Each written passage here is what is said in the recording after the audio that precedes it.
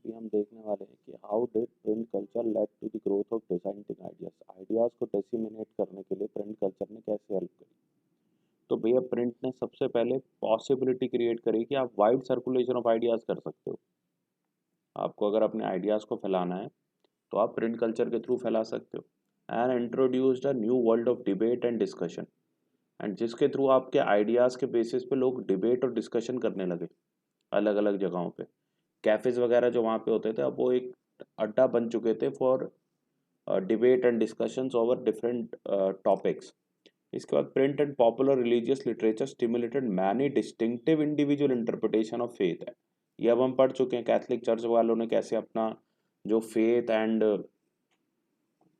सारी चीज़ें थी वो डिस्टिंक्टिव उनके इंडिविजुअल इंटरप्रिटेशंस बनाए। मार्टिन लूथर किंग ने अपना इंटरप्रिटेशन बनाया, उन्होंने तो चैलेंज भी कर दिया था चर्च को। एंड सिमिलरली अब बहुत सारे लोग जो है मार्टिन लूथर की तरह अपने अलग अलग इंडिविजुअल इंटरप्रिटेशंस करने लगे थे ओवर द फेथ। ठीक है। Print brought about a new intellectual atmosphere. अब नई, आप ये समझो कि लोग मतलब कि जिसे कहते हैं ना कि समझदार लोगों का एटमॉस्फेयर बन गया था। नए नए आइडियाज डेली कुछ ना कुछ स्प्रेड हो रहे थे। फॉर एग्जांपल जब से सोशल मीडिया है तब से आप ये देख रहे हो हमारी मम्मी लोग जो है नुस्खे ज़्यादा बनाने लगी हैं। भैया ये नुस्खा है, आज मैंने ये देख लिया आज, यानी एक न्यू इंटेलेक्चुअल एटमॉस्फेयर आ चुका है। ठीक है। तो उस टाइम बुक्स के थ्रू आया था। अब why did Roman Catholic church turn against the print culture. अब वो आपको समझ में आ गया कि मार्टिन लूथर किंग की जैसी एक्टिविटीज़ बहुत लोगों ने करी, उस बारे में लिखा भी हुआ है। तो इन्होंने एक इंडेक्स मेंटेन किया ऑफ प्रोहिबिटेड बुक्स 1558 में कि ये बुक्स को प्रोहिबिट कर देना चाहिए जो चर्च के बारे में गलत बोलता है। तो पहले वाला पॉइंट तो आप खुद ही समझ लोगे। इसके बाद मिनोशो वाला पॉइंट और तीसरा क्या है, रोमन चर्च ट्रबल्ड बाय सर्च effects of popular readings and questioning of faith. उन्होंने कंट्रोल लगा दिया पब्लिशर्स पे कि भाई, क्योंकि उस वक्त चर्च वालों की काफ़ी चलती थी, तो उन्होंने पब्लिशर्स पे कंट्रोल लगा दिया कि भैया आप ये बुक्स को प्रिंट ही नहीं कर सकते। ऐसी कोई भी किताब जो रोमन कैथलिक चर्च के खिलाफ बोलेगी उसमें आप नहीं उसको आप प्रिंट कर सकते। ठीक है जी। तो ये क्वेश्चन पीछे के क्वेश्चन से ही रिलेटेड है। इसके बाद अगला क्वेश्चन करते हैं। How did print culture helped in developing a reading mania among the people in Europe. चलो जी अब आगे देखते हैं यहाँ पे। How did print culture help develop a reading mania among the people in Europe. तो एक रीडिंग मेनिया कैसे क्रिएट होता है। ठीक है जी। तो through the 17th and 18th century literacy rate ना एकदम से ऊपर चले गए in most parts of Europe. Churches और डिफरेंट डिनोमिनेशन सेटअप स्कूल्स।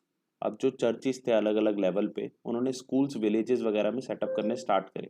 तो पेजेंट्स एंड आर्टिशंस को भी क्या मिलने लगी, लिटरेसी मिलने लगी।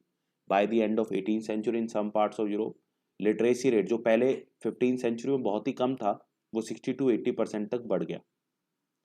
ठीक है जी।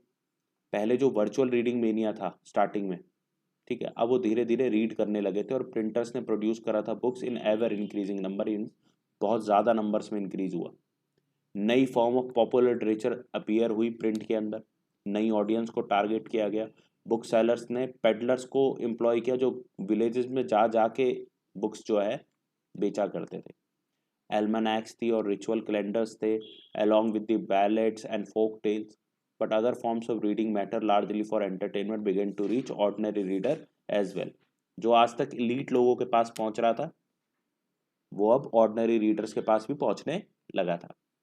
There were the romances, printing printed on 4 to 6 pages, and more substantial histories which were stories about the past कि भैया कोई आपका important कोई इवेंट था। तो बुक्स अलग अलग साइजेस में serving many different purposes and interest. तो ये सिंपल सिंपल सी बातें हैं, आप याद कर सकते हो। न्यूज़पेपर और जर्नल्स भी थे, वहाँ पे भी काफ़ी सारी इन्फॉर्मेशन थी वॉर्स के बारे में, ट्रेड के बारे में, as well as the news of development. Ideas of scientist philosophers अब आजकल कॉमन पीपल तक पहुँचने लगी थी। इसाक न्यूटन जैसे लोग भी अपनी डिस्कवरी जो है वहाँ पे पब्लिश कर रहे थे। ठीक है जी।